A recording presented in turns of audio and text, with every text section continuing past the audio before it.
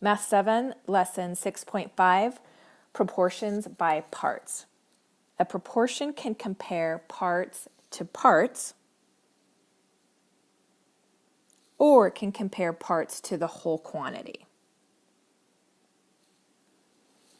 And when we're finding the sum of the parts,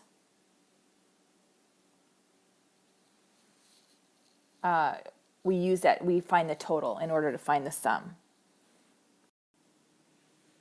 And the way that we would actually set this up is write a proportion with two parts to whole ratios for each variable. So let's take a look at what that actually looks like. Here's an example. So we have, for every 5 votes that Leo gets, Bob gets 3 votes. If a total of 32 people voted, find how many votes went to Leo and how many votes went to Bob. So we're going to do this by setting up a part to whole. So first of all, let's find out how many votes for Leo. So Leo got 5 votes out of the 8. So that's what I'm talking about right here. We need to find the total. So the total votes were 8, and Leo got 5 of those. And we're going to compare that to L, which is the number of people. So we don't know how many actual people it was, but the total people were 32. And now we can set up this ratio in order to find out how many votes went to Leo. So when we do the math on that, we're going to cross multiply. So it's going to be an 8 times our L equals 32 times 5. And that is 8L equals 160. Divide both sides by 8. And L equals, which is Leo, equals 20. So Leo would get 20 votes. If we wanted to find out how many then Bob got, the easiest way would just be to subtract the total, which is 32, or 20 from the total, which is 32. So we should come up with 12 for Bob. But let's do it the same way that we did it for Leo so we can show how this works again. So for Bob, if we wanted to set up the proportion for him, well, Bob got 3 votes out of every 8. So Bob's proportion, our ratio would be 3 to 8. And then we want to know how many votes he got out of the 32 if his ratio was 3/8. So we're going to do our cross multiplying. We get 8b is 32 times 3. 8b equals 96. Divide both sides by 8. Bob gets 12 votes, which is the same thing that we found when we just subtracted the amount Leo got, which was 20, from the total of 32.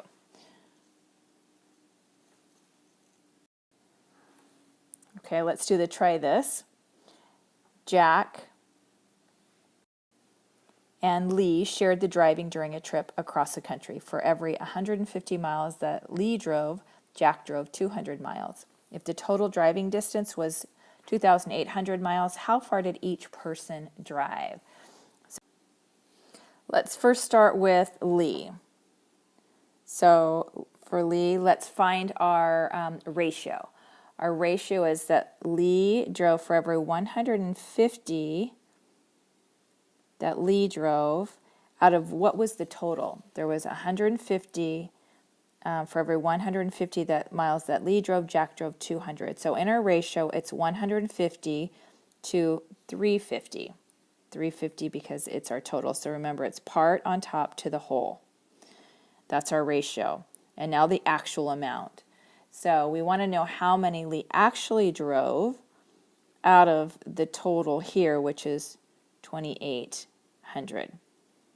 So this part right here is This part right here is our ratio, and this is the actual amount.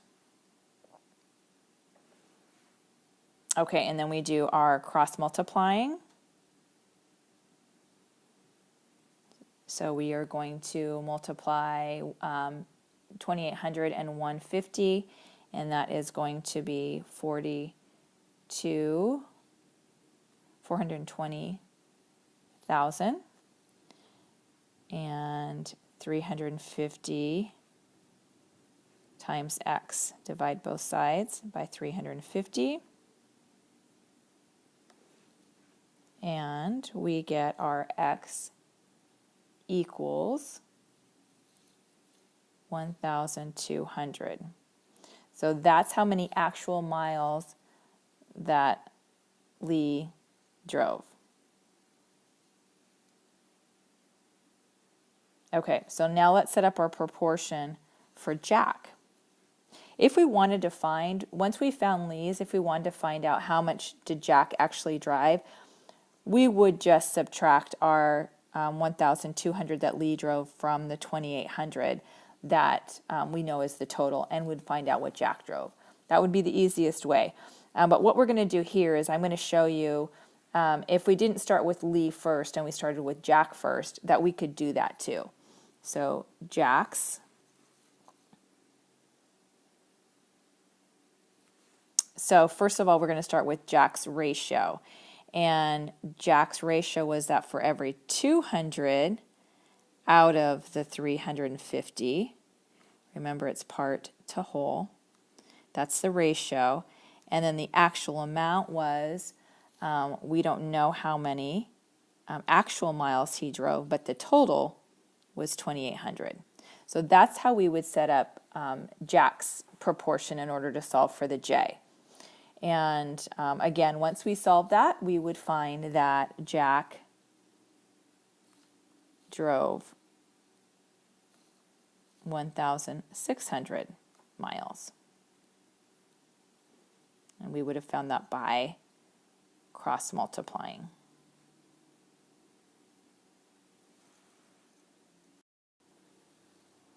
Okay, so a few more of these.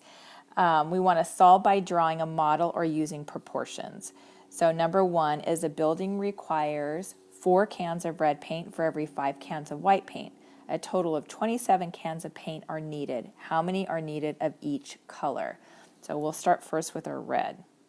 So the red is for every 4, so it's part to whole. So our ratio is going to be 4. For every 4 cans of red paint, we need 5 cans of white paint. So that means our total, the whole, is going to be 9 cans total. That's the ratio. The actual amount now is going to be, we don't know how many we actually need, but we know that our total is 27. And so we're going to cross multiply those and solve, and we're going to come up with 12 red. So let's go over to our white, and you can do the math on that. I'm just making it quicker just to show you how to set it up, and then you can solve for it. So our white, we know that there's 5 cans for every 9 total. That's our proportion, and we're going to set that up to the actual amount. We don't know how many actually we have, but we know that there are 27 total. So then we're going to cross multiply that, and we're going to come up with an answer of our W, or white, equals 15. Let's go down and do number 3. Number 3, a pair of socks comes with 2 pairs of white socks for every 5 pair of black socks. If there are a total of 49 pairs of socks bought, how many pairs of each color are there? So we're going to start with our white first. And the white socks, our proportion is going to be for every 2 pair of white, there are 5 black, so that means it's 2 out of a total of 7 pairs. That's the ratio. And the actual amount, we don't know how many we actually have. That's what we're solving for. But we know that there are 49 pairs total. So we're going to cross multiply those, and we're going to come up with the white is 14. Now what if we were to start with the black? our proportion is going to be there are 5 pairs out of our total of 7. That's our ratio, the actual amount. This is what we're solving for out of the 49. So we do again our cross multiplying, solve for B, and the black is going to be 35. Again, if you weren't setting up a proportion for both of those, once you found one of them, so let's say we found the black one first, we would subtract it from our total, which was 49, and then that's how we would come up with the 14 for white. Let's do number 5.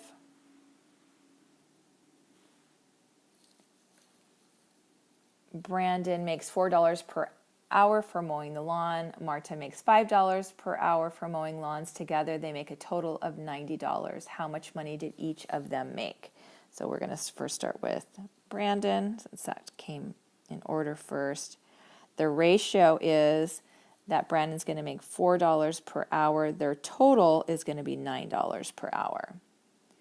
And we're going to set that up to how much he actually made out of the $90. You're going to do the cross multiplying on these, and you're going to find that Brandon made $40. If we started with Marta first, the proportion that she had was $5 out of the total of 9. That's the ratio, the actual amount. We would solve for M, and the total was 90. So we're going to do the cross multiplying on that, and we're going to get Marta is 50.